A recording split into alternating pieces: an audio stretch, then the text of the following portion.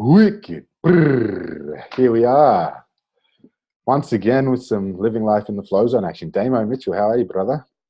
Hello, I'm great. Thanks very much, buddy. Thank you for having me on here. My pleasure. You mentioned earlier you haven't slept. What's that all about? Oh, no, just been pretty busy. I don't know, practice, lots going on here and stuff, but it's all right. I'm with you. I'm with nice, you. Nice. You said you travel around a lot or get dragged around a lot. What's that entail? A rapidly growing school that I guess I have to meet the needs of the students, and they tend to be spread over quite a large area, so I tend to travel around a lot. And that on top is quite demanding teachers who give me very short notice and that I have to go see them. And they typically live in opposite directions across the planet. So yeah, I tend to be traveling a lot these days. So how does that work? You if a student wants to work with you, they might be where? Like, give us an example. Well, all across Europe, I have students. Lots in the UK, because obviously that's where I'm from. And then I have students here in Portugal, but we also have a really big school in America. And the students are spread right away across Europe, so they tend to come to me. So I don't know, if I had to put like a pinpoint of where everybody is, it's quite spread out. We actually got some people from Australia these days as well. So. Oh, wow. How many you got from Australia? Not that many. How many is it? It's like 4, I think, 3 or 4, but they travel into Europe and America to train because I don't go over to Australia, or haven't been. It's so far away. You live so far away. We do live very far. It's quite expensive these days to get anywhere, really. Yeah, sure. Yeah. Oh, it's actually not that bad to get there, but to get back there, it's like the two ways. Getting there is fine, but then getting back, you got to pay double, right? Yeah. That's true. Yeah, sure. So in terms of like teaching, like, do you have where did your, I guess, journey with the teaching and stuff begin? Like, how did you get into teaching?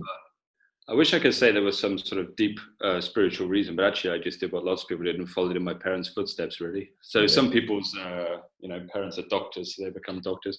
My parents were martial arts teachers, so I kind of grew up around it. So I started when I was about 4 in their classes, and then I did that usual progression: martial arts into medicine, into meditation and qigong, and just carried on, really. Like I say, people are often disappointed with that answer because they think there's going to be some great calling, but I don't know. It's just all I've ever known, really. This is basically what I do. Well, tell us about that. What was that like growing up with that as the norm? Well, I mean, looking back on it, it was good. I mean, I was terrified of it. I was really frightened of martial arts. I was a very frail child, really, a little bit oversensitive emotionally. So I guess martial art classes were pretty frightening. But I got. What was so frightening about them? Was it like the brutality, like the aggressive? Like what was the it's pretty simple. I was about 2 foot tall, and everybody else they smelt a sweat and they shouted a lot and stamped and I don't know. It was just a pretty scary environment for a little kid to be in. It was like 1984. There wasn't really any kids classes back then. Martial arts had already started coming into the UK not long before that. I think some other countries got it earlier, didn't they? I think Chinese communities kind of went to different countries, and England didn't really have a great deal. I think it was the 70s when Bruce Lee kind of got big in America. Yeah, sure. Whereas I guess Britain just had kind of like judo and karate more than anything else until a bit later. Lots of yoga, but not much else. So I think I was just nervous of all the shouting and big sweaty men, really, more than anything else. When you're a kid, it's a bit intimidating, right? So it was good. And then I just grew up in it, and I guess as I got older and got more confident, then it's just what I did. And then I trained in the UK with my family till I got old enough that I could travel abroad. And then as soon as I could, I just disappeared and ended up doing, I don't know, like pretty much just over a decade. I guess I was in Asia training, trying to explore Taoism specifically, actually, because it was something I didn't feel I could penetrate in the West. Yeah, I don't know. That takes me to about where I am now, I guess. So that was a few times a year, but I try to base myself in Europe a lot more. Cool. And what was the I guess the change from going, all right, you said I got a little bit more confident. Was that just being around it and then being open to doing it? Like, were your parents like, yeah, do whatever you want, but then you were like, actually, I like doing this? Or I think actually I think it was the first time I was picked on in school.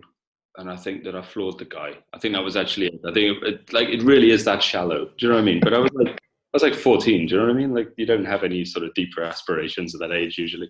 So I think I actually finally understood the point of all the exercise. And I think for me, that was a big morale boost. So then martial arts were like, okay, yeah, this is really important. This is more important than just 3 evening classes a week. This is something I've got to do. So then I just did it. And I guess apart from a couple of phases in my life, I've been a full-time practitioner since then. I've always had the support of my family. So I've it's been, how old am I? 38. I've been 34 years now of martial arts training, I guess. Amazing. And I guess how does that then, because I'm a big believer, like how we do anything is how we do everything. That one part of our life, if we look after our bodies, our minds will be affected. If we don't look after our minds, our bodies will be affected, and vice versa. So for you, what are some of the benefits of so much training? Like, because I guess you haven't known anything else, or you said that for the most part you've trained, and have there been moments where you haven't? Or like, do you notice from your students who train or who start training, like the differences or the benefits they receive from going into the training? Yeah, completely. I mean, I think people draw different benefits depending on where they are in their life. I mean, younger people that I teach, I don't teach kids actually. I teach people from about 18 years onwards, kind of youngest. I think for most of them, they need to develop confidence and strength, and I see that building in people massively. And then I think as people a bit later in life, as much as anything, the main benefit they get is learning how to work with their body more than anything else. It's almost like people don't know how their body functions or how they can move their limbs, and that always becomes a basis before you get into any deeper transformational work or anything. I start very basic. The basics. Yeah. The basics. Basic. So what are we talking, like stretching, different planes of movement? And yeah, completely. There's no point looking at the different natures of Shen and spirit and things till you know where your arms and legs are. That's always been the kind of basis of everything I do, really. Yeah, so you break it down real simple. Yeah, I'm a mechanic. I don't really see myself as a spiritual teacher. I'm a mechanic. I have that kind of mindset, so I like to take things apart and understand how they function. So that's kind of what I try to help people to learn how to do for themselves, really. So can you give us the manual, like the quick, the user manual for the body in in a one page, like as succinct as possible just right now? Yeah. Okay. No.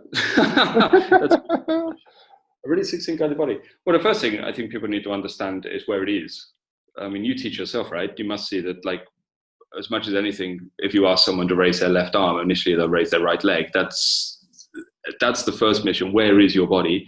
And then the big thing for me is getting the mind and the body to interact in a very specific manner through what maybe you might call an aspect of mindfulness, or what I understand as Ting. So a lot of bringing it together so the two can function. For health, there's obvious reasons for that, so that you can get one integrated whole. But for me then, because primarily I'm a Nei Gong practitioner as well, right? It's about the generation of two things called yin and yang qi, which can only be generated if the mind and the body function together as one unit. So I'm not sure I could put like a really quick user manual to the body, but that's the reasons why I develop it in people. That's why.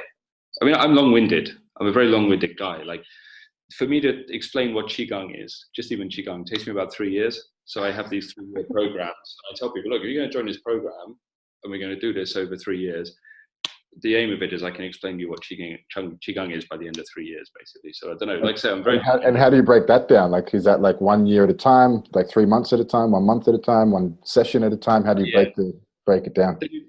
They do like 20 to 30 days with me over a year, spread over a year over some courses, combined with close interaction online. And they have to maintain a practice during that time as well. But those 3 years, what I do is I walk them through the process so that they can understand Qigong at the end. So yeah, that's kind of where I am. I think Qigong is very complicated. Like, it's simple on some levels, but very complicated on others.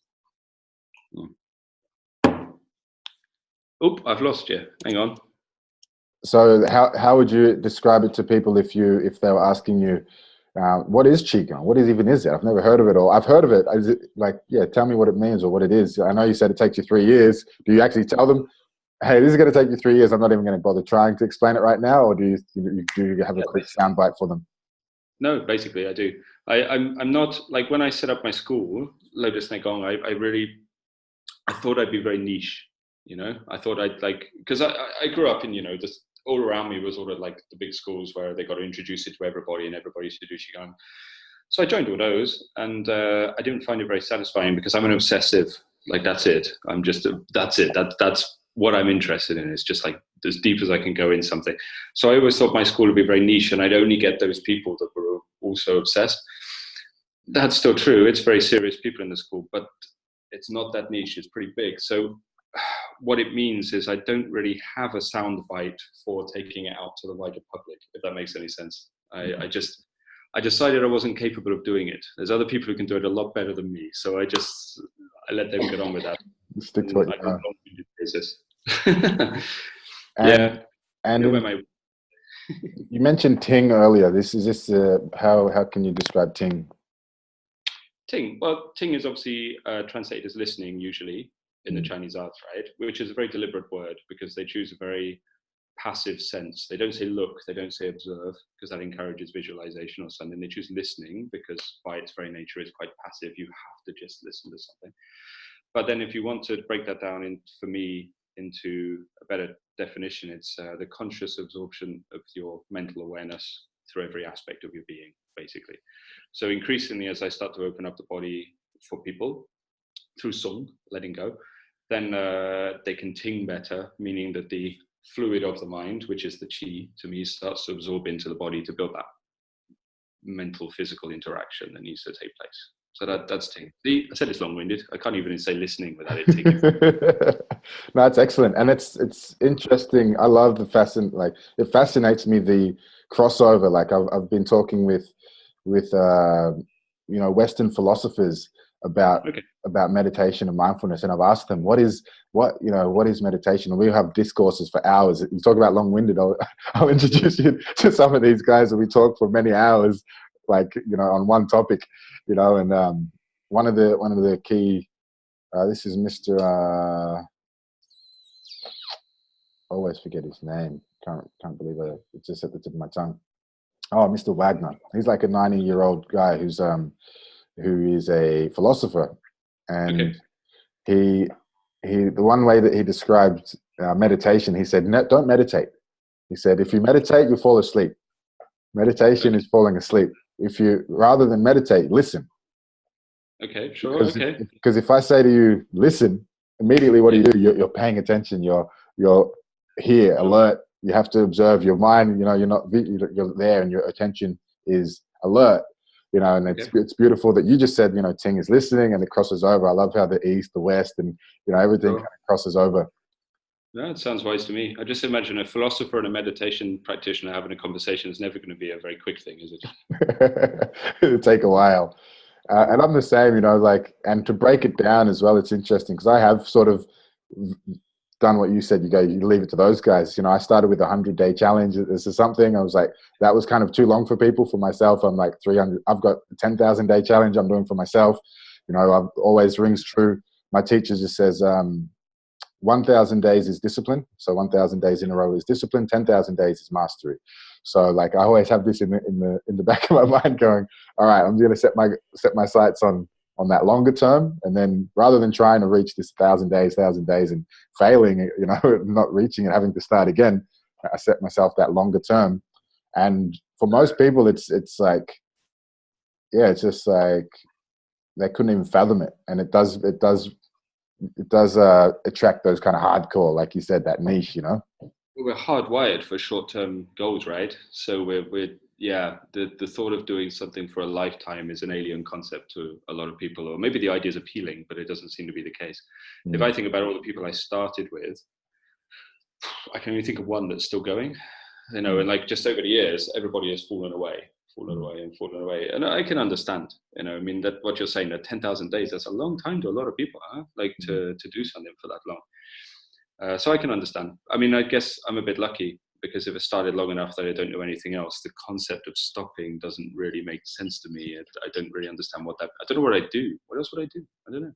What do people do with their time? I haven't figured it out. There's a lot of stuff out there. In terms of, I guess like when you went over you said that you went to Asia, where did you go? What was that journey like? Actually, I'd never traveled outside of the UK apart from a couple of short European trips. The first place I landed actually was Bangkok, which was a real shock to the system. I don't know. It was like another planet altogether. So I ended up there. Then I ended up in China for a long time, which was the obvious place to go. But then I ended up living in Southeast Asia. So Thailand was my base for quite a long time after that, which was a breath of fresh air after China, actually. I used to base in Thailand, travel into China, get exhausted, and then come back to Thailand to refresh myself. Have a breather. Have a breather, yeah, literally. Yeah. and were you drawn to particular points? Like, were you drawn to the mountains, or like where did you end up? Oh, I wish. I was drawn to the teachings. So wherever the teachers lived, that's where I went. So I never believed in like finding somebody online and going there. It was always introductions. So I didn't go to Asia till I had someone who could introduce me to someone, and then I was kind of, I don't know if people realize this who haven't been involved, but Qigong and meditation and martial arts in Asia are like a big boys club. You know what I mean? It's like, it's who you know more than anything else, and you have to get handed up the line. That's just the way it works, you know.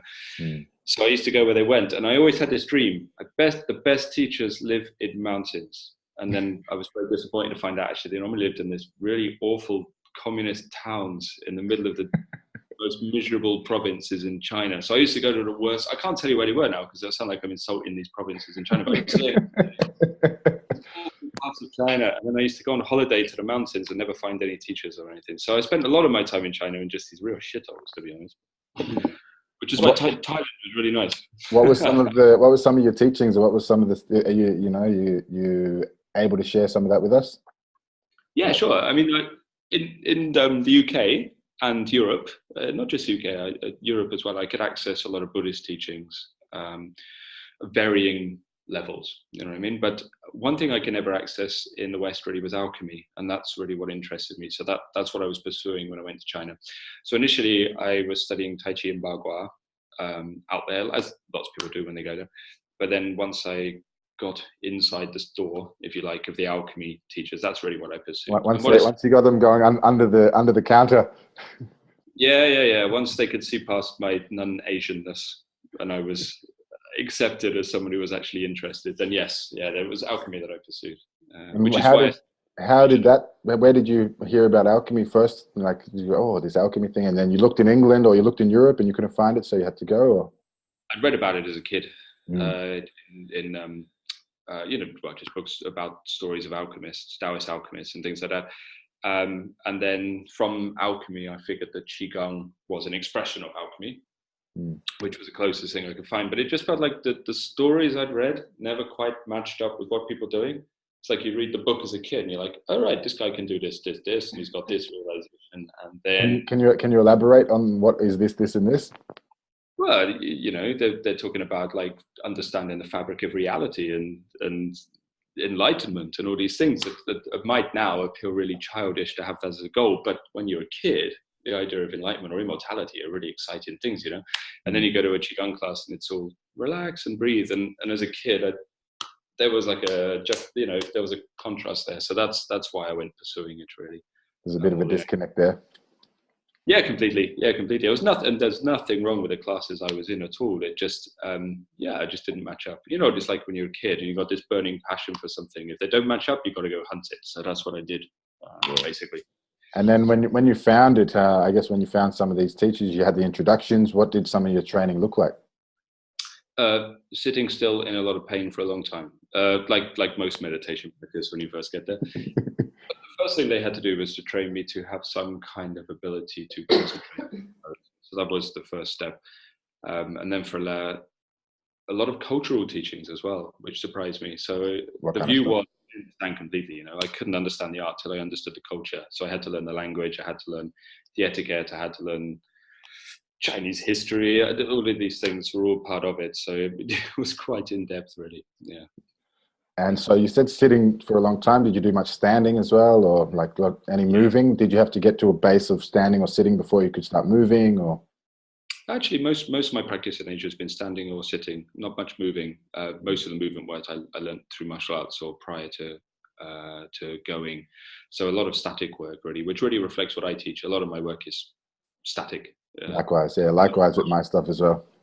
Is it? Yeah. I mean, mindfulness while moving, mindfulness while being still. The still is generally, it's going to be harder on some levels, but more efficient. So I think it's just very practical that they come from that direction.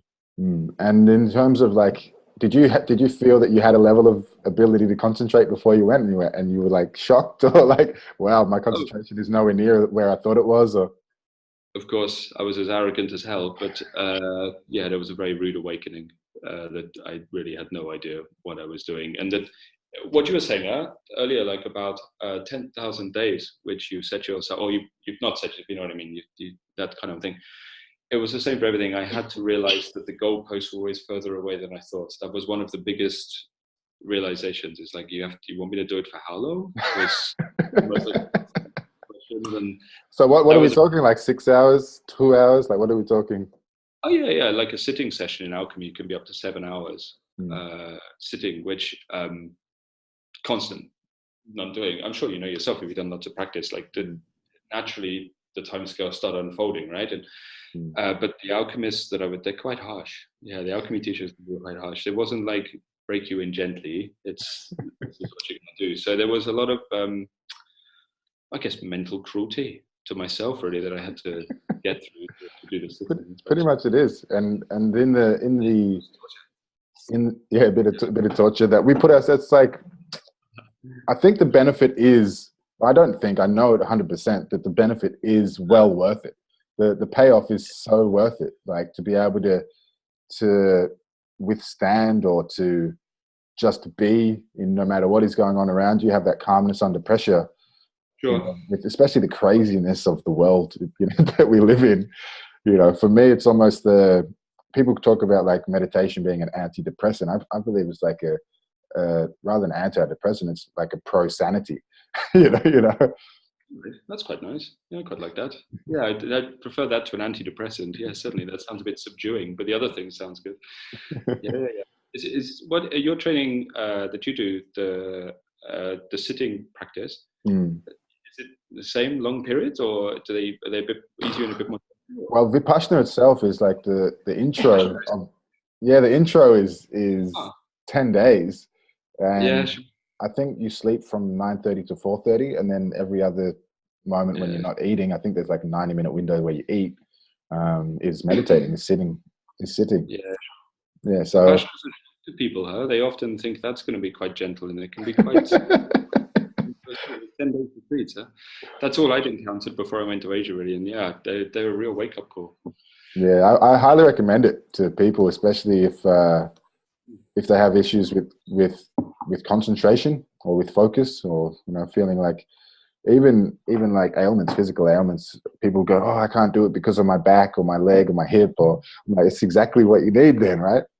Yeah, sure. Yeah, completely. Yeah, I kind of view practices as falling into two categories as well. I think sometimes people mix them, in that you've got kind of practice for therapeutics.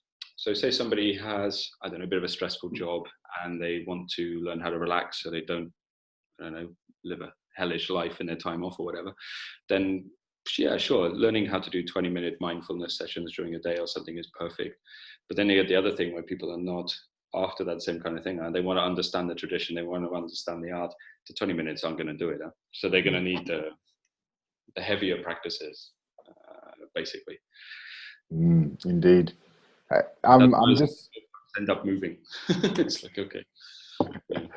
I'm curious as well, because I've read a few books, and I've read, about Taoism, and, the stories of people training, and, and that stuff excites me as well. Like, it really, and it does, like people doing magic and alchemy, like, with space, time, energy. And that for me is so inspirational. Like, whether it's like people practicing or training, or just some fable about something, like, people, stories that kind of inspire. I feel that reading is a big part of the practice itself, like being in that kind of energy of, I guess, inspiration, and seeing another perspective, or hearing the stories, the recounting of people's experiences. Something about that is just so inspirational. And you said that you've you were reading a lot as a kid. Were they books that your parents were on the bookshelf, or like what kind of stuff really stand out in your memory as books that kind of have helped that questioning of you, that curiosity to go, oh, what's that all about? Oh, I want to go and find out more about that. Yeah, sure. I think they were just books that were read to me as a kid, really, because I I went to school, but I didn't go that much. It wasn't really my thing. And my parents used to, well, my father particularly used to have an interest in Greek mythology and Chinese classics and Japanese stories. So I guess it was just kind of the stories I was read as bedtime stories as a kid more than anything else. You know, all the monkey on the cloud flying around and stuff like that, you know. But yeah, those were the inspirations more than anything else. But there wasn't much information. It was the 80s. Like not much. It was like drips and drabs, huh? It took a long time for these arts to come over to the West properly. Yeah. And I guess, is that something that you've actually been like instrumental in, like in actually bringing it over, or like you bringing some of these arts and this information over? Oh, I don't know about that. I've done my best, but I don't know if I've been instrumental. I've helped. Yeah, I try to explain things a little bit to the people I teach through my writings and stuff like that. But I'm still only scratching the surface of the arts myself. So yeah, I explain what I can. Mostly, I try to get people to understand the foundations, because I think that, especially with meditation, you can get quite good teachings these days, but qigong is still quite lacking on a lot of senses. On And how would you say? How in particular? How is qigong lacking in the writings? You mean? Correct. Okay. Yeah. I think there's not enough instruction really on that same thing of like what each stage means. So we have these classical phrases, right? Like sink the qi, but like what does that mean? Or like find the dantian, but what's the dantian? Or like fill the dantian, or move the dantian, like those kind of phrases. Or even simpler, like sink the shoulders. Like what does that mean? That means something. So a lot of what I've been trying to bring across and teach, really, a lot of his foundation work is trying to get people to understand what these phrases actually mean and what they're for, and how signs of when these things are happening. You know, so that people aren't stumbling around in the dark like I did for a really long time. I mean, I didn't know how to know if a channel was opening. I had no idea, you know, and those are the things I think that people are lacking a little bit in qigong sometimes. And I guess is that some stuff you have writings on? Can you point people in the right direction to find out more about that, or can you explain it here real quickly? Or again, I'm challenging you to turn your long-windedness into sound bites, you know, to bite-sized pieces. That might be mission impossible, actually, just because of who I am. But yeah, I'm a bag of hot air. But well, I mean, as much as anything, okay, so say you're looking at signs that something's happening in the body. The big thing is that if the energy body changes and the chi reaches a certain level, for me, that, in my opinion, then there's a physical change as well. There's a physiological change. And I think that's often what people are missing. So when I go to see the Alchemy or the Nei Gong teachers, first thing they do is before they do anything complex, you know, before there's any analysis energetically, is that they just grab me. You know, it's like you're being felt up. It's like being groped by your teacher when you arrive. You know, it's like something. Is it appropriate? I'm not sure, but they're feeling and touching to check the quality of the tissues and the muscles and the joints to see if the chi has suffused into your body well enough to create the change. And so that's a lot of what I try to get people to realize, because there's that lie. I think it's a lie, huh? Like maybe that's a bit damning, but when teachers, and because I encountered loads of kids, and I'd ask, you know, a kid, it was a challenging, like, can you help me explain what your understanding is? And they, oh, you can't see it, it's all internal. Like that's, there's a lot of trust involved here. But then the big thing that they came to realize was that's not true, actually. There's changes to the body that do take place that you can see in somebody who's reached certain levels. And a lot of my teachings are around that, really, and getting people to be able to do that. Yeah, I mean, that's it. I'm not teaching advanced stuff. I'm a Bob standard mechanic, really. I'm just trying to get people to get the foundations right more than anything else. Yeah, beautiful. And are there some things that you find yourself repeating over and over again, like in terms of describing some of that stuff? Yeah, sure. Learn the difference between fan sung and sung. That's really that's my big thing. Don't know if you're familiar with those terms, because sorry, qigong as well as meditation. I forgot. Sorry, yeah. So not just fan sung.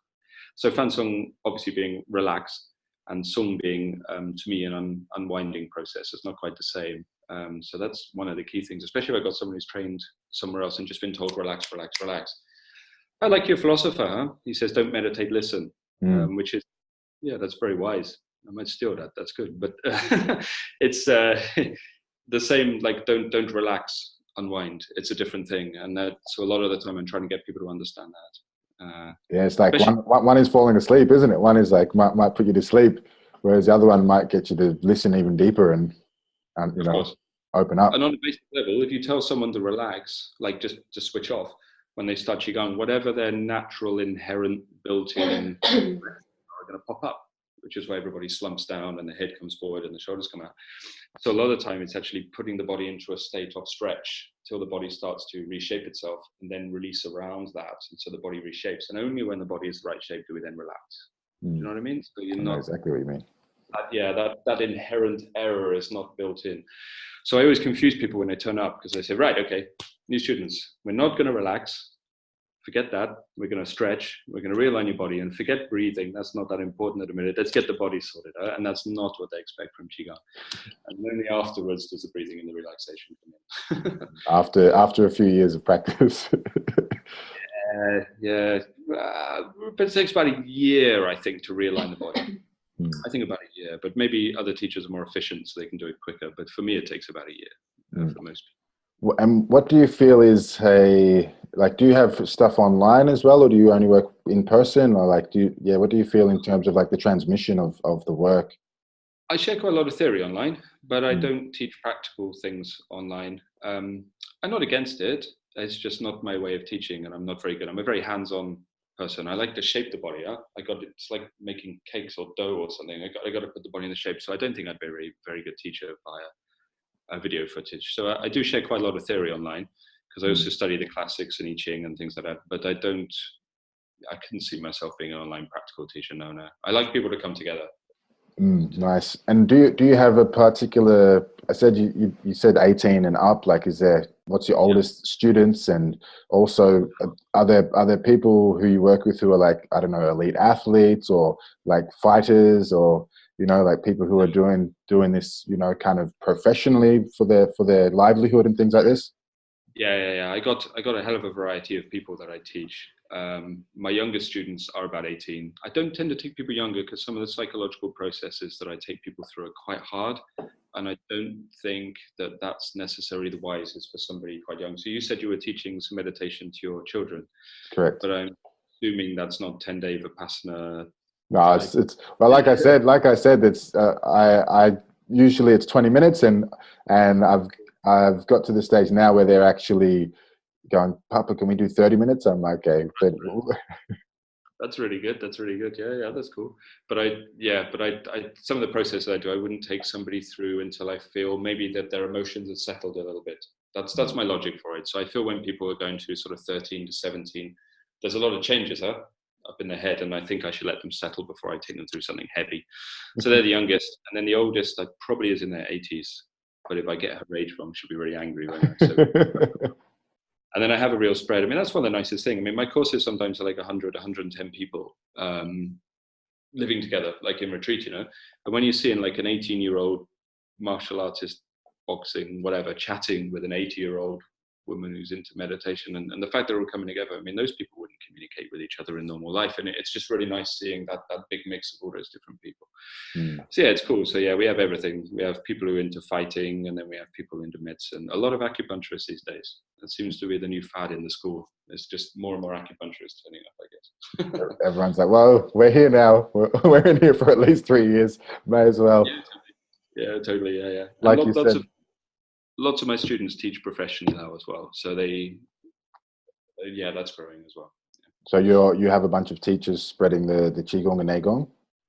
Yeah. I mean, I started teaching when I was 24, which is way too young. So I've made loads of mistakes and everything, but big mistakes. But some people have been with me 10 or 11 years, something like that. So yeah, there's a lot of people who start teaching themselves. I mean, I guess the school has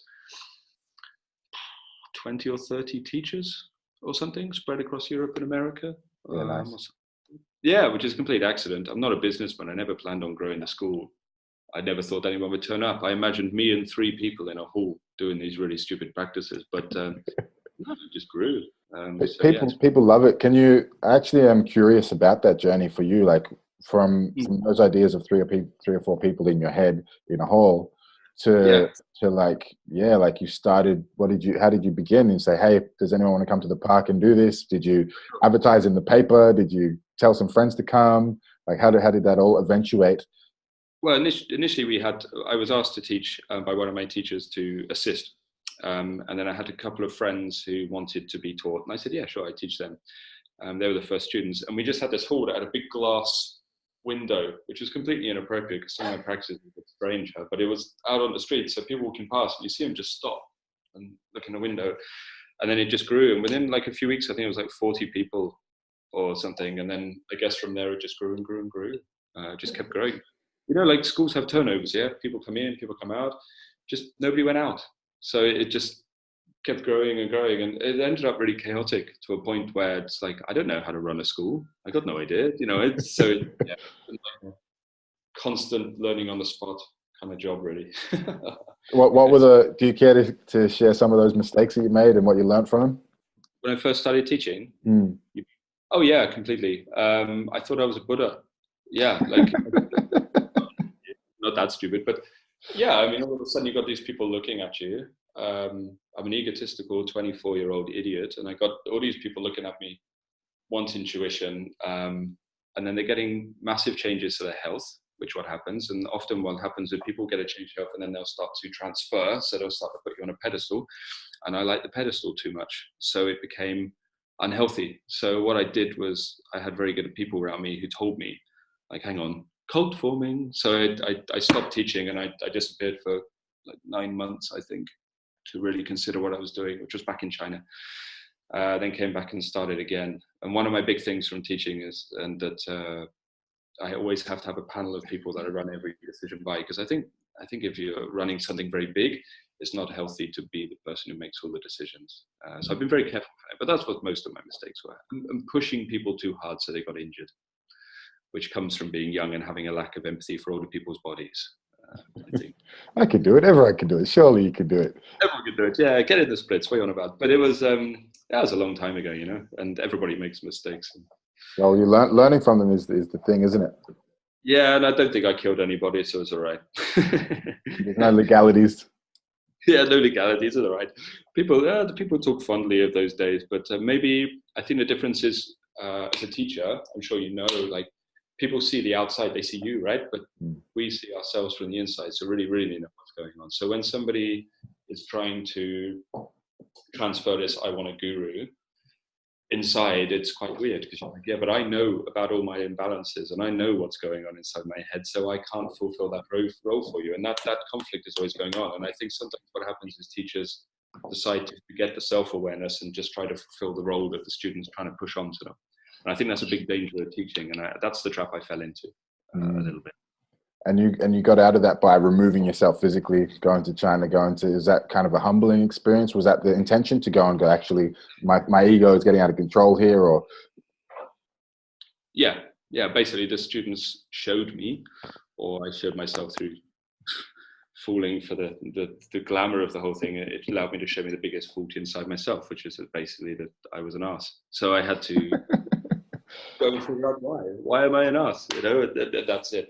So I just went and basically gave myself over completely to the processes. I'm a big believer in, if you find a tradition and you find a teacher that you trust, which is not that easy these days, huh? Like, a lot of unscrupulous people, is that you have to just give yourself over to them. And I'm not saying that people should do that to me. I'm still an idiot, still learning. But when I was in the temples, and it was like, no, I just got to surrender myself to this and trust. And that's what I just had to let unfold, basically. It was a messy process. It was a bit of snot, bit of tears, but I feel I came back more capable of running a school anyway. Nice. And like, give it a fair trial, right? Like, yeah. Fair trial. Then I think in Vipassana they talk about like digging. You know, a lot of people dig one. You know, if we talk about a path, there's digging a hole. Like, as in, you know, there's one path. I'm going to start digging here in one spot.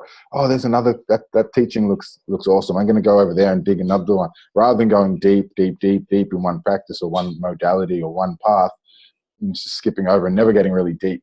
You know, and I feel that that's 100% right. Is if you find something that works, spend those 10,000 hours, those 20,000 hours, those 10,000 days, and just see what one path. You know, surely everything else is valid, and have a little taste. You know, it's good to keep aware, but and not being ignorant. Like, oh, this is the only path. You know, this is the only one that works. Every kind of different path will work. Will be a different kind of keyhole for a different key, which is every one. You know. Sure, of course. But at the same time, if you find a tradition that's working for you, like, Stick with it. Stick with Stay it. in.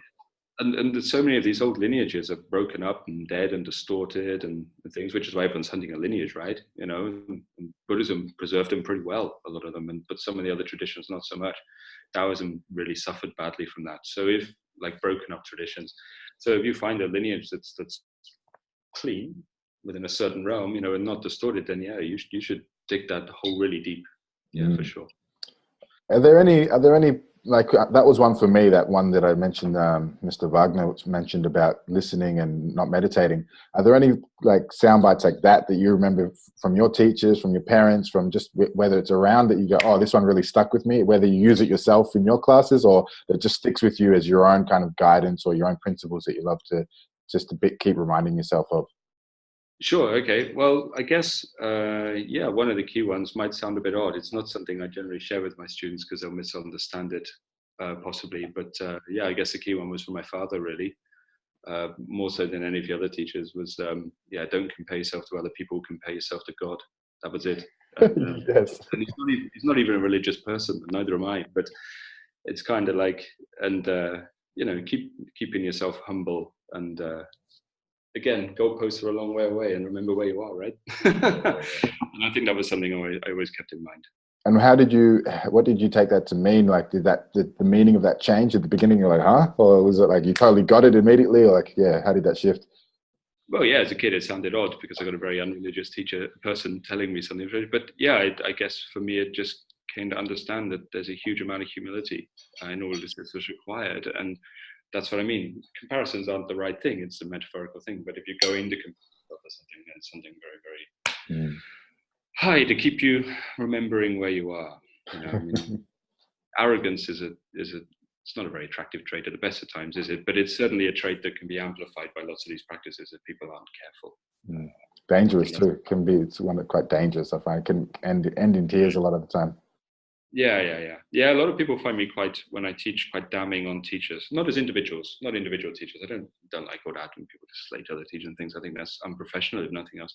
But generically, like in general, my view of what people need to accept of themselves and what they need to do to fulfill that role of being a teacher is quite hard. And I think that's quite important. I think as a teacher has a lot of power over someone, whether they want to admit it or not. So there has to be a lot of self-scrutinization, a lot of studying.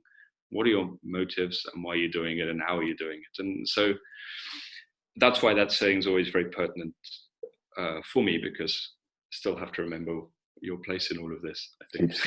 Keeps the feet on the ground, right? Yeah, completely.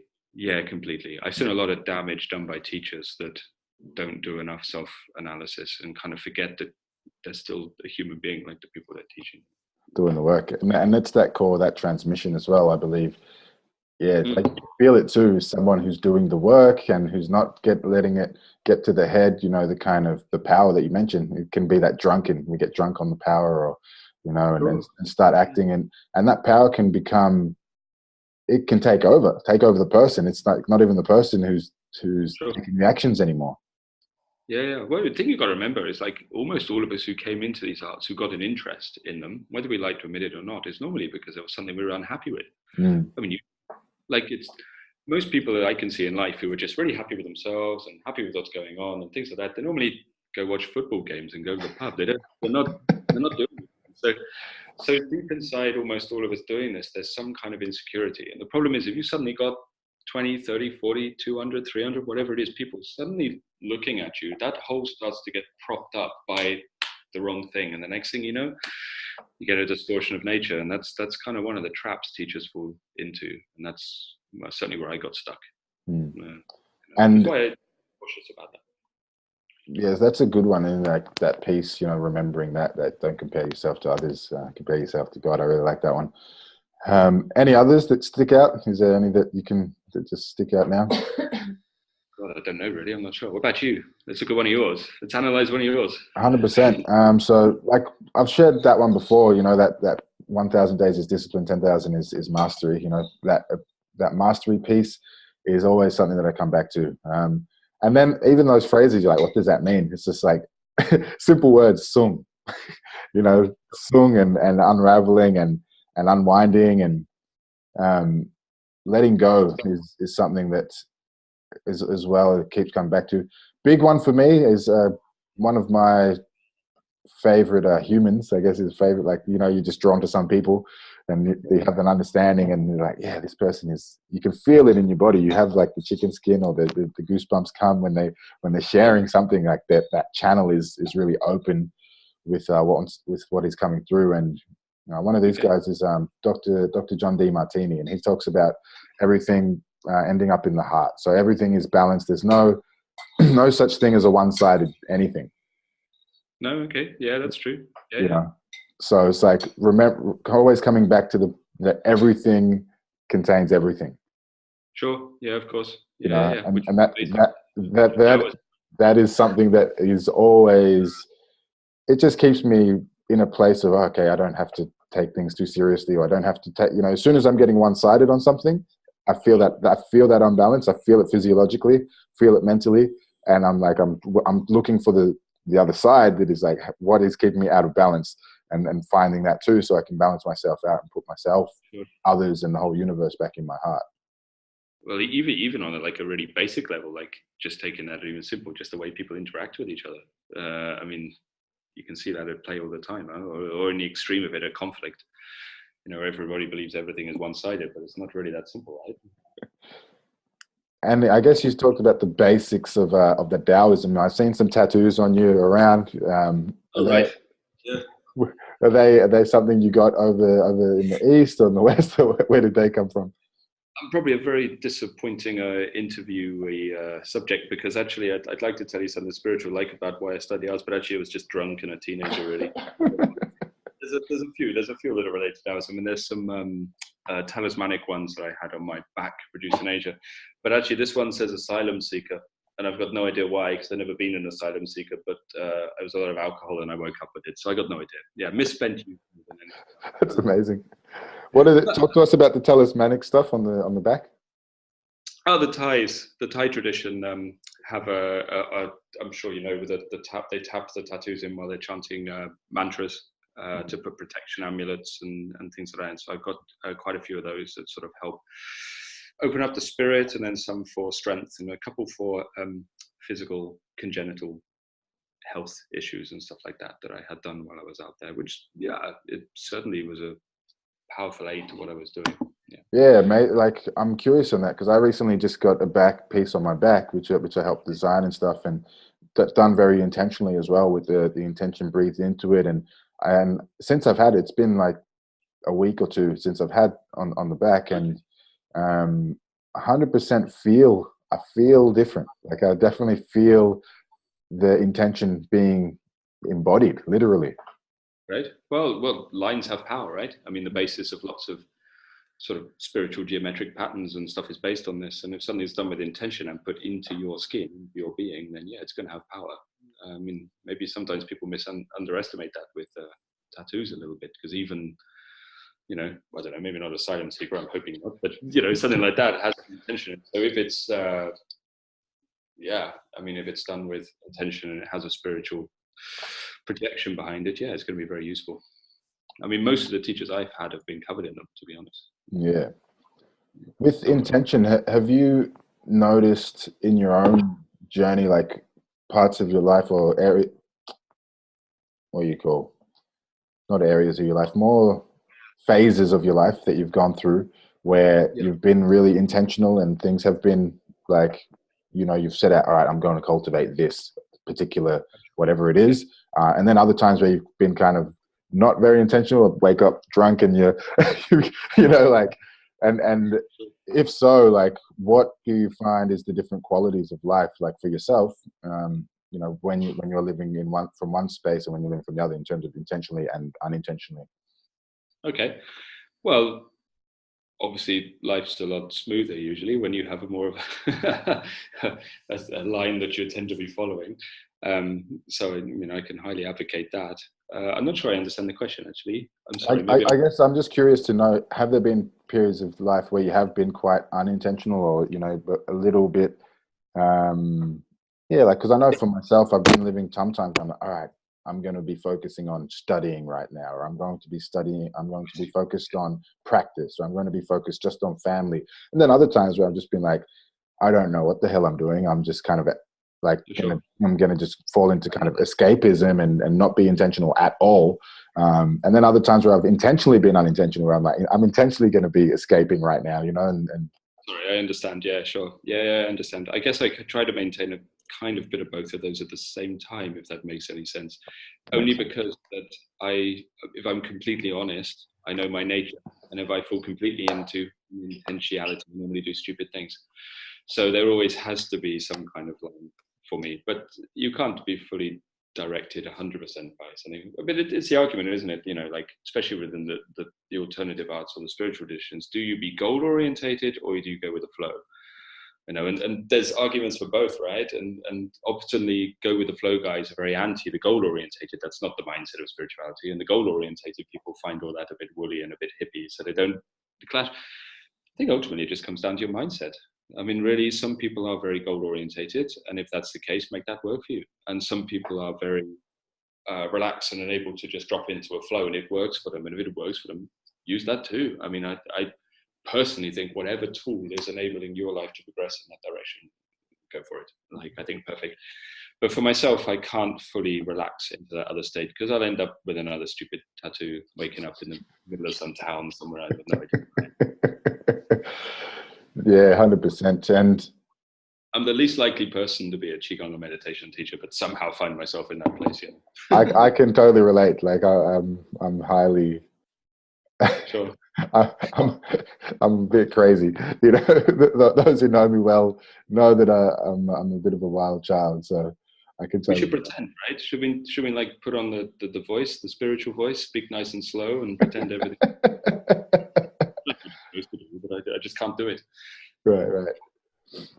Yeah, it's there's some people like, you know, some people like, what is this woo bullshit? Like, you know, this Qigong shit. What is this Qigong? Well, that's fucking bullshit. Like, do you, yeah, I guess, do you encounter that? And do you have any kind of, I guess, response to when you receive that kind of stuff? Yeah, maybe. I encounter it more from the Tai Chi, actually, because I don't know if you're that familiar with Tai Chi, but there's a whole argument going on at the minute about whether internal force and Fajin is real or not. And it's like in the Tai Chi community, that's like dividing the whole thing up, you know. And I'm of the Fajin variety, so I get put into the woo-woo category quite a lot for that. There's quite a lot of animosity over there in that field around it, and I understand it. But with the Qigong, I think because it's not a threat to people, it's just like they say it's woo-woo, but they leave you alone. So I don't mind, you know, if people want to put me into that category. But I don't understand why is Qigong. I don't see why people would see Qigong as woo-woo. I never really understood why. I mean, it seems odd to me because ultimately, if you break down, like, okay, so you're moving Qi, right? That's the basis of it. Qi has different levels, of course, different types. On the higher, more ethereal levels, it's more related to consciousness. But even on the base level, a lot of stuff you're moving through your body in Qigong is related to Yin or Yang Qi. Ultimately, in Nei Gong especially, you know, Yin Qi is ultimately a form of magnetism. Whether it's magnetism per se or it has qualities of magnetism, I don't know. But you can't really deny that the body functions according to magnetic fields. And then Yang Qi ultimately is a form of sort of conscious bioelectricity that moves through the body. And you can't deny we function on an electrical level. So somebody can use their mind to influence the way that electrical and magnetic forces interrelate within the body to make it function on a far more efficient level. I don't see why that would be seen as so weird personally, but there we go. I don't understand why people come from that viewpoint. Have you worked with any kind of neuroscience, any scientists, any, you know, have any biofeedback stuff? Like, you know, have you done any of that kind of stuff work? No, I've been asked a few times, actually, a few offers from people. And part of the reason I haven't done it is I just don't have any interest in it, actually. Have you? Have you done some? I'm working at the moment with kind of haptic feedback and devices that read the brain activity. So biofeedback in terms of it reads the activity of the brain supposedly, and it can show you how busy the mind is, what if it's in theta, alpha, beta, you know, gamma brain waves. So that you can wear this and it connects with your device, you know, your mobile device. Right. And Yeah, it connects to your phone, and you can have headphones on for while you're doing whether it's practice, whether you're doing qigong or you're doing exercise or you're doing seated meditation, and it will tell you. So it will play. It's called Muse. This thing. So definitely check it out if you want to have a play with it. No, I'm not. They don't give me any. They're not endorsing me or anything, but maybe maybe they should. Maybe that's something to come. Maybe we'll be sponsored by Muse before we know it. Okay, great. But essentially, like, it'll play music, so it'll play like a thunderstorm when your mind is busy in alpha brainwaves and there's lots of activity, and then it'll play like water lapping at the ocean when you've calmed the mind a little bit. You're dropping more into that, opening, sinking the chi. When you're more sung, opening up and relaxing, and then when you're like, I guess, in more flow states and more the deep kind of theta waves, and there's less activity in the brain. Yes. It'll play birds chirping. Oh, right. Okay. So you hear birds chirping when you're doing the thing. So it shows you when you're doing the mindfulness thing. You know what I mean? So say that again. Is it helpful?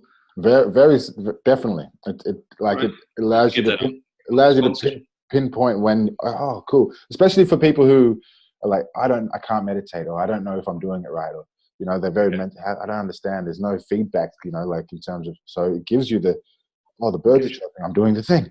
My mind is still, or whatever it is. So in that way, and it records all of this data. So it's like, all right, there was a 20-minute session. For 1 minute, I was in birds.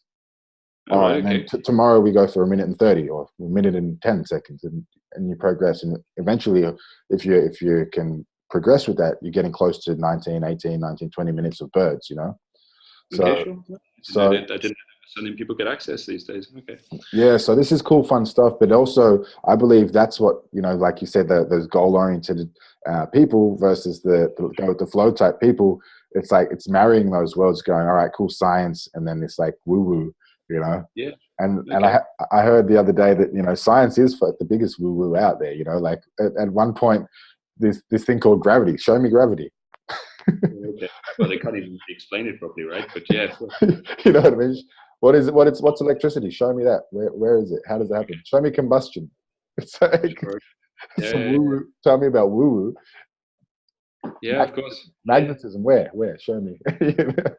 Everything we do is only a theoretical construct, right? That's it. And we just have to find the theoretical construct that works for us at that time to make us progress through. And science is only a theoretical construct. So yeah, I can understand that completely. Yeah, I've had teachers into that kind of technology, but I just never. I guess maybe I'm strangely old-fashioned. I'm not sure. That's why it took me so long to try and figure out how to get this Zoom thing working so we could chat. But yeah, maybe I should give it a try. Yeah, I would love to see more of that and that's what I'm actually doing as well. So I'm doing more talking and speaking gigs. So talking about this stuff, mindfulness, and how that relates to purpose, and how that relates to general happiness and people not being depressed, and when the mental illness and mental health kind of stuff is very close to home for me, because it's something I've dealt with, and it's down the line in my family.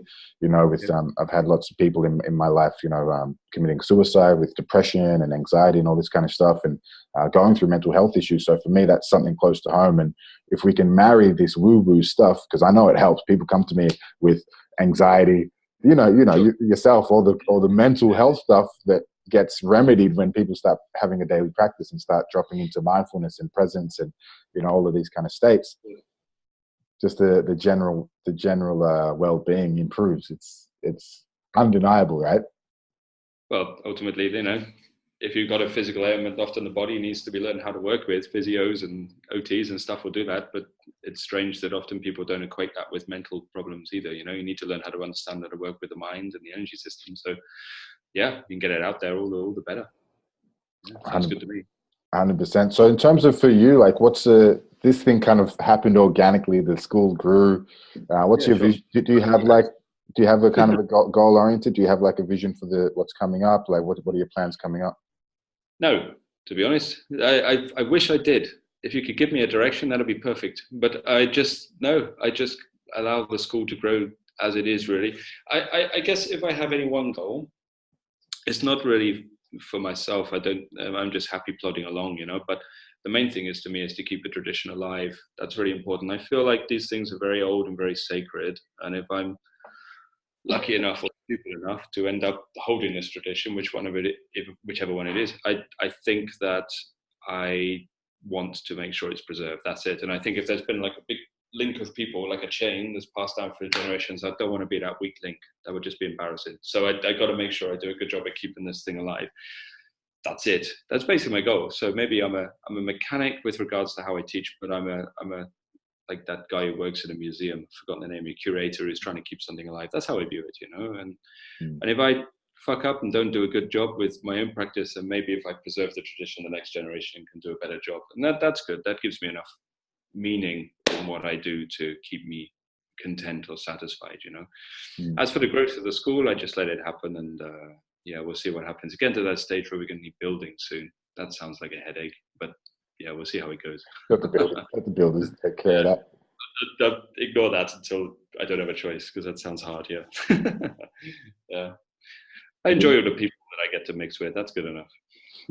Yeah, beautiful, man. It's a beautiful thing, that preservation of the art and the philosophy and the practice. It's bigger than us.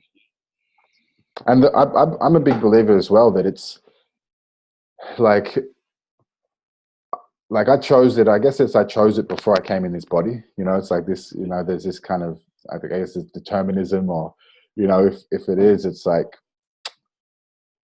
yeah, like. And I believe also that this thing of luck, luck is something people. I always find myself saying, "There's no such thing as luck, or we make our own luck." But chance is a real thing. We can't deny. I see luck as a series of cause and effect chains that's too complex for us to see. Yeah. So we call it luck. Exactly. And I feel it's quite a lucky thing to come across these parts. Like it's like, I mentioned earlier, I don't know if we were live when I said it, but bringing mindfulness to the world and bringing presence, this practice of presence to the world. Like if we look at, I don't know, you type in like yoga, for instance, into Instagram. I don't know. Do you know about Instagram? Yeah, sure. Yeah, you get hot pants and sunsets normally. Yeah. So on Instagram, you type in yoga into Instagram, you'll find, I don't know, 80, we'll call it 80 million results in terms of the hashtag. You type in mindfulness, you might get, I don't know, 1 million. You type in Qigong, you might get 10,000, 100,000 possibly. And I see Qigong being like, I want to see Qigong as like 80 million, 100 million, and in that way, it's like, I feel like it's quite lucky. Like even the yoga, 80 million, if you look at how many people there are on earth, to be lucky enough to come across a practice which allows you to be present in body, here in the now, and experience this presence. And any art that really puts us into contact, or any practice that, allows us to experience the presence of the moment, I endorse that. I back that. It feels important. I don't know why, but it just does. No, completely. I mean, if people are more aware of what's going on, there's certainly be less trouble, more aware of what's going on inside themselves. Completely. I mean, a deeply mindful, self-aware person is probably not the kind of person that's caused lots of political or military problems across the planet, I would imagine. So no, more power. I think if Qigong is going to get to the level of yoga in the public eye, I think Qigong teachers, we need to look a bit better in skimpy outfits more than anything else, because I think that's part of the reason the yoga's grown so much rather than anything else. But I think, it'd be great if it could get out there. I think you might be onto something. I think we're going to start a school of skimpy. I don't look good in a small outfit, I'm afraid. Like I quite like the reason. I'm not very photogenic, so we'll have to find some poster boys for that, I think. 100%. It isn't, and that's actually interesting, because it's like often the most, like, when people have these yoga poses, like we see it looks aesthetically pleasing on the outside in the sunset and in the yoga pants and whatnot. But oftentimes some of these poses and these practices are very unattractive and ugly, like straight up, like we look, we're struggling and straining. And it's interesting that concept just came through of like, sometimes the most beneficial things are the ugliest or the most unattractive looking, such as sitting for 7 hours, sitting for an hour, or whatever it might be. ultimately the aim of all these things is union of some level, right? I mean, yoga even, there's obviously a connection with the translation of the term there, but this union with something else, or this dissolving in Taoism into a wider power, can't happen if we're still really obsessed with self. So if because by the very nature of self, that is separating from others, and if you're separate, you can't merge. So all of these arts that are like body beautiful or confidence in the self and things like that, that's great. If someone's got very low, this is like, I don't know, normal self-esteem, whatever that is, and these arts can build people to here, that's wonderful, so they can like function on a happy level. But if it starts going like this beyond that level, then you're already moving away from the point of those arts. And I think when I look at the sort of a lot of the modern trends in Qigong, in yoga, and Qigong, there's the big flexible, stretchy Qigong that's starting to appear all over the place. That's going a bit yoga, like it's moving people away from that concept of dissolving the self.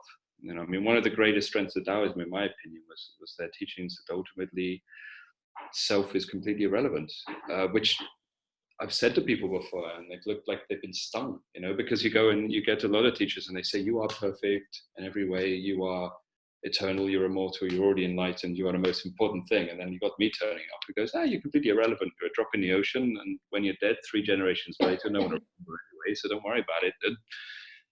But they don't like that. But that's kind of the point of the teachings. It's dissolving of the irrelevance of self to unify with something greater, you know. And I think that's the trap that I think a lot of the Instagram generation are falling into a little bit. But I don't know, maybe that's harsh. Who knows? If they're healthy and they're having fun, whatever. 100%. Are there any kind of practices that you, I don't know, just for me, it's like, you know, I try to drink as much water as possible. Are there any kind of just lifestyle hacks that help you to enjoy lifestyle hacks? Yeah. To enjoy a healthy. Stop taking everything so seriously. That's the main thing I had to learn. More than anything. Like, people who take life too seriously never fare too well, in my opinion. I'm a big believer in the power of laughter, which I know is a big alternative arts, but I think it's important. It's like when I teach abroad, sometimes this is racist. Shouldn't say that, but you teach in some countries, especially in Europe, nobody. It's like you're teaching, like they're all on military parade or something, and they're like, stop. The first thing, chill out, relax. You know, you can't do this in a serious fashion. So that's my life hack. Find something that makes you laugh, and take that into everything else you do. Yeah, beautiful. Yeah, you're probably right. Drink water. that's a big one. Like the deep inner smile is definitely something that I always cultivating that inner smile is just so powerful. Yeah, sure. Nobody likes a serious Qigong practitioner. It's not good. Good for the soul. Beautiful, man. And yeah, I really appreciate you coming and chatting. Do you have anywhere where we can find you? Like, where can we're talking about Instagram and stuff. Do you have a page? Do you have a website? Like, you said you share your theory stuff online. Yeah, you can find me online. I'm not a plugger. I still feel uncomfortable with plugging. Do you know what I mean? But so yeah, if people want to find me, they can search me online. We have a school called Nei Gong that they can find our website.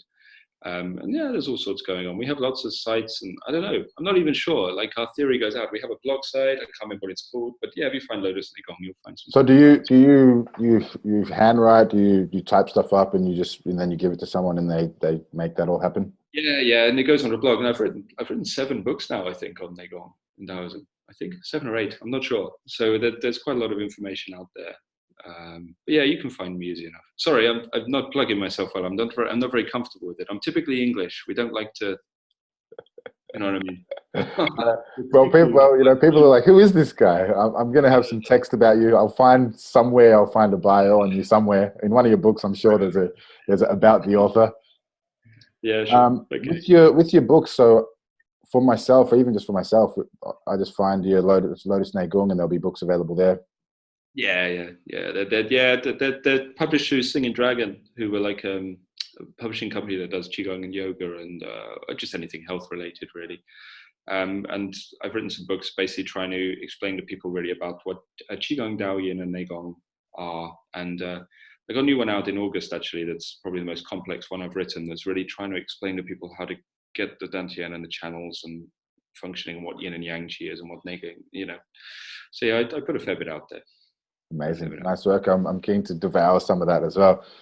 Cool. Well, it might all be wrong. It's just my own opinions and I, experience. I love the perspective. I feel that's why I'm talking to you. That's why I'm talking to all these people on the podcast, because the more people, you know, the Sure, more, great. like you said, it's that union, right? The more different perspectives we can get, the clearer a picture I have of what's going on in this, whatever we want to call this life. Somewhere in the middle, if we put them all together, might be an ounce of truth. That's good enough, huh? 100%. Cool, Damo. Thank you very much for your time. No, thank you very much for chatting with me. Sorry for being so useless for getting the technology open at the beginning. Huh? It's absolutely fine. I'm pretty sure it's all working. So I'll just, like to finish with what he's wanting to come through now, just as a finisher, like just to leave the people, the listeners with. Is there anything that wants to come through as feeling like it's important to come through right now? Oh God, on the spot. Yep.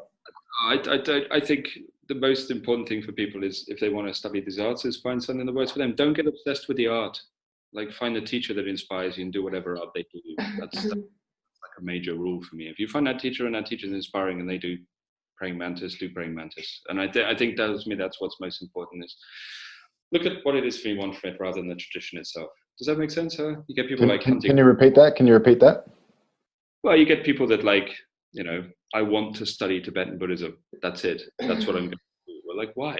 Why do you want to study Tibetan Buddhism? What is it you want? And what happens is they might find an inappropriate teacher. I think any student coming into these arts, find the teacher, find the results you want, find it is what you want from it, and then whatever that person teaches, do that.